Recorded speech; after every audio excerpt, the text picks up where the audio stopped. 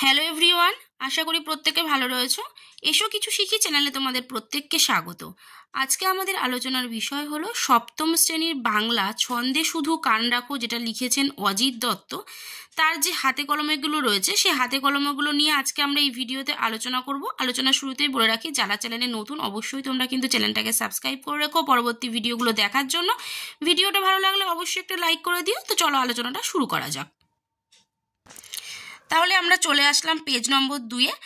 1 নম্বরে কি বলছে, অনাধিক দুটি বাক্যে নিম্নলিখিত প্রশ্নগুলির উত্তর দাও। 1 বলছে, মন্দ কথায় কান দিও না, মন্দ কথার প্রতি কবির কিরূপ মনোভাব কবিতায় ব্যক্ত হয়েছে। চলো আমরা উত্তরগুলো দেখে নিই। তাহলে দেখো 1 নম্বরের উত্তরটা কি হবে। 1 দাগের ছন্দে শুধু কান রাখো কবিতায় কবি অজিত দত্ত মন্দ কথায় কান না দেওয়ার কথা বলেছেন। তার বক্তব্য সব কথাই দ্বন্দ্বের বা বিবাদের সৃষ্টি করে। যদি আমরা অর্থাৎ বর্তমান যুব সমাজ মন্দ কথার দিকে কান না দিই, তবে এই ছন্দময় জগতের আনন্দ উপভোগ করতে পারবো না। 2 নম্বর কোশ্চেন বলছে, কেউ লেখেনি আর কোথাও। কোন লেখার কথা এখানে বলা হয়েছে? উত্তর হবে, নিজের মনের গভীরে কেউ যদি নদীর স্রোতের ছন্দ শুনতে পায়, তাহলে সে যে ছড়া লিখবে তার কথাই এখানে কবি ব্যক্ত করেছেন। 3 বলছে, চিনবে তারা ভুবনটাকে। কারা কিভাবে ভুবনটাকে চিনবে? উত্তর লিখবো, দেখো, হৃদয় এবং ইন্দ্রিয় এই দুইয়ের মেলবন্ধন ঘটালেই ছন্দময় ভুবনটাকে চেনা যায় বলে কবি মনে করেছেন। যারা কান ও মন পেতে বিশ্বজগতের বা বিশ্বভুবনের সব সংকেত শুনবে, তারাই ভুবনটাকে চিনবে। নেক্সট কোশ্চেন 4 দাগ বলছে, পদ্য লেখা সহজ নয়। পদ্য লেখা কখন সহজ হবে বলে কবি মনে করেন? উত্তর হবে, যদি মন্দ কথায় কান না দিয়ে সমস্ত দ্বন্দ্ব ভুলে আমরা অর্থাৎ যুব সমাজ মন দিয়ে ঝড়, বাদল, জ্যোৎস্না, পাখির ডাক, ঝিঝির ঢাক, নদীর স্রোত ইত্যাদির মধ্যে সুন্দর সুন্দর ছন্দ রয়েছে তা অনুভব করতে পারি, তবেই পদ্য লেখা সহজ হবে। নেক্সট কোশ্চেন 5 দাগ বলছে, ছন্দ শোনা যায় না কখন কবির ভাবনায় আর ছন্দ শোনা যায় না? উত্তর হবে, পারস্পরিক বিবাদ, কলহ, সংঘাত বা ঈর্ষা মনের মধ্যে থাকলে মনের শান্তি চলে যায়। তখন মানুষ প্রকৃতির সুন্দর সুন্দর ছন্দ শুনতে পায় না। অর্থাৎ সমস্ত বিবাদ দ্বন্দ্ব ভুলে মনোসংযোগ না করলে ছন্দ শোনা যায় না বলে এই কবিতায় কবি মনে করেছেন। চলে আসছি আমরা 2 দাগে বলছে, বিশেষ্যগুলোকে বিশেষণে ও বিশেষণগুলোকে বিশেষ্যে পরিবর্তন করো এবং বাক্য রচনা করো। প্রথমে কি দিয়েছে? ঝড়। ঝড় থেকে কি হচ্ছে? ঝড় হচ্ছে বিশেষ্য শব্দ, সেটাকে আমরা বিশেষণ করলে কি পাচ্ছি? ঝোড়ো। এটা হচ্ছে বিশেষণ।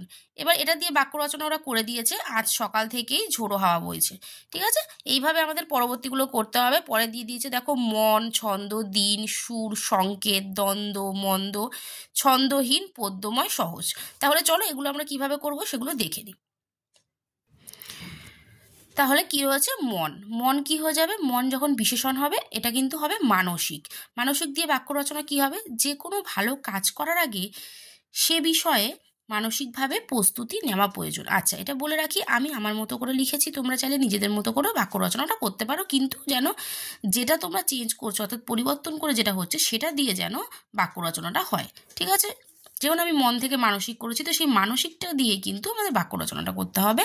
নেক্সট দেখো কি রয়েছে? ছন্দ বিশেষণ হলে হচ্ছে ছন্দময়। ছন্দটাকে যখন আমরা বিশেষণ করব কি হয়ে যাবে? ছন্দময়। ছন্দময় দিয়ে আমরা বাক্য রচনা কি লিখেছি? জীবনটাকে ছন্দময় করে তুলতে পারলে জীবনটাকে অনেক সুন্দর করা যায়। ঠিক আছে, এবার দেখো আসছি পরেরটা বলেছে দিন বিশেষণ হলে হচ্ছে দৈনিক হবে। বাক্য রচনা কি হবে?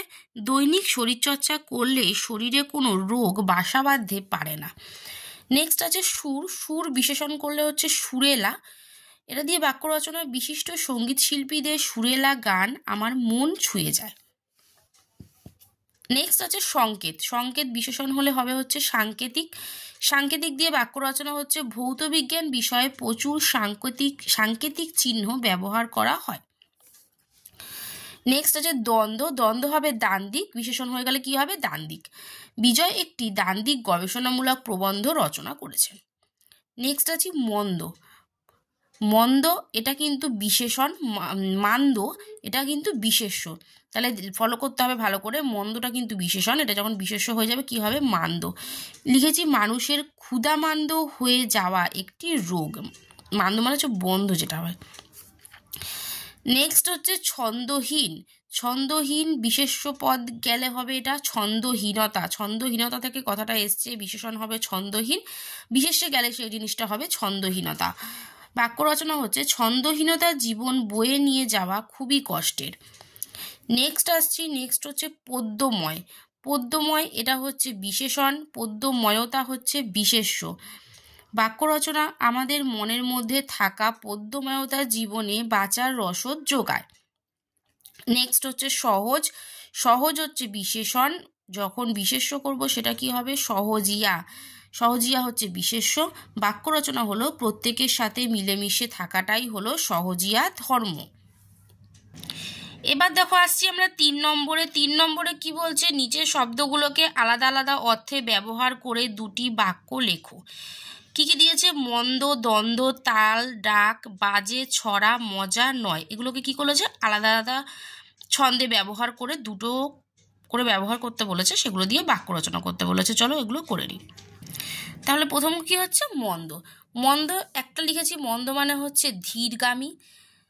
বাক্য রচনা হবে মন্দ জীবন চালালে কোনোদিনও জীবনে সফলতা আসবে না, অর্থাৎ ধীরগামী জীবন যদি আমরা চালাই তাহলে জীবনে কোনোদিনও সফলতা আসবে না। এবার এগুলো কিন্তু তোমরা বাক্য রচনাগুলো নিজেদের মতো করে লিখতে পারো, কিন্তু যেন সঠিক হওয়া দরকার। আরেকটা মন্দ দিয়ে আমরা করতে পারি অসৎ বা খারাপ, এই অর্থে আর কি যেটা ব্যবহার হয়, মন্দ মানে হচ্ছে অসৎ বা খারাপ, আর একটা মন্দ ছিল ধীরগামী। তাহলে বাক্য রচনা কি লিখবো, মন্দ লোকেদের থেকে দূরে থাকাটাই শ্রেয়। নেক্সট আছে দ্বন্দ্ব, একটা দ্বন্দ্ব মানে হচ্ছে বিবাদ। বাক্য রচনা কি লিখবো, রাম ও তার 3 ভাইয়ের মধ্যে দ্বন্দ্বের ফলে অকারণে তাদের বাবার প্রাণ চলে গেল। তোমরা একটা কাজ করতে পারো, এই যে ওয়ার্ডগুলো দিয়ে করছি ওয়ার্ডগুলোর তলায় কিন্তু চাইলে আন্ডারলাইন করে দিতে পারো, ঠিক আছে, বাদ বাকিগুলো তোমরা করে নেবে।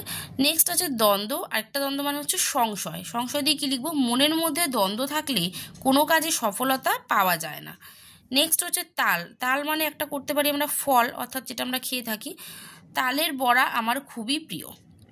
নেক্সট আছে আরেকটা তাল মানে হচ্ছে ছন্দ বা লয়, না তাল কেটে গেছে, এই যে তাল যে জিনিসটা সেটাকে বলা হচ্ছে ছন্দ বা লয়, সুরের ক্ষেত্রে যেটা ব্যবহার করা হয়। কি লিখেছি, তালবিহীন গান শুনতে খুবই খারাপ লাগে। নেক্সট আসছি আমরা ডাক, ডাক ডাক মানে হচ্ছে একটা অর্থে হচ্ছে চিঠিপত্র অর্থে যেটা ব্যবহার করা হয়। কি লিখবো, আগেকার দিনে একমাত্র ডাকের সাহায্যেই দূরের মানুষদের সাথে যোগাযোগ করা যেত। আরেকটা ডাক মানে হচ্ছে আহ্বান, মন থেকে ভগবানকে ডাক দিলে তিনি অবশ্যই তোমার ডাকে সাড়া দেবেন। তারপরে আসছি বাজে, বাজে খারাপ অর্থে হচ্ছে বাজে লোকেদের সাথে বেশি মেলামেশা করতে নেই। আরেকটা বাজে মানে হচ্ছে ধ্বনিত হওয়া, সকাল হলে প্রতিদিনই শ্রীময়ীদের বাড়িতে মা কালীর গান বাজে। নেক্সট আসছে ছড়া, ছড়া মানে হচ্ছে গুচ্ছ অর্থে ব্যবহার করা হয় একটা। কি লিখতে পারি, মা আমাকে 1 ছড়া আঙুর খেতে দিলেন। আরেকটা ছড়া মানে করতে পারি কবিতা বা পদ্য, ছোট্ট মেয়েটি পাড়ার অনুষ্ঠানে খুব সুন্দর ছড়া আবৃত্তি করলো। নেক্সট আসছি মজা, মজা একটা অর্থ হচ্ছে আনন্দ করা, গতকাল পিকনিকে গিয়ে খুব মজা করলাম সবাই মিলে।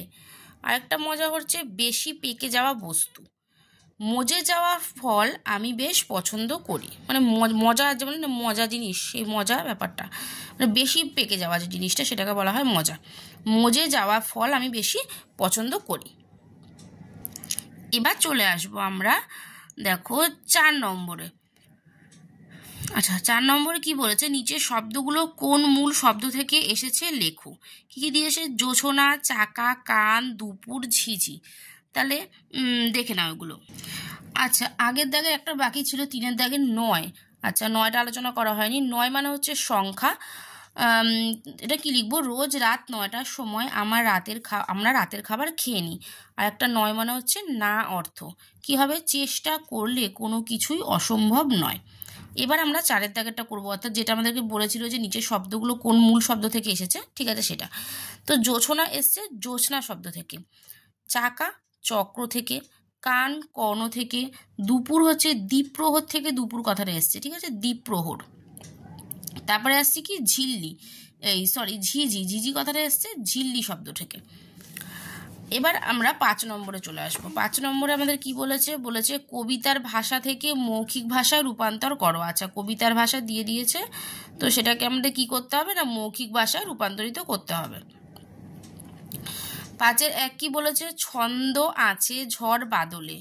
তারপর 5-এর 2 বলেছে ছন্দ বাঁধা রাত্রি। আচ্ছা, এগুলো দেখে নিই তাহলে। 5-এর 1 বলেছে ছন্দ আছে ঝড় বাদলে, এটা আমরা করতে পারি, ঝড় বৃষ্টিতেও একটা ছন্দ রয়েছে। নেক্সট বলেছে ছন্দে বাঁধা রাত্রি দিন, এটা আমরা করব রাত দিন ছন্দে বাঁধা রয়েছে। নেক্সট হচ্ছে কিচ্ছুটি নয় ছন্দহীন, এটা করব হচ্ছে কোনো কিছুই ছন্দহীন নয়।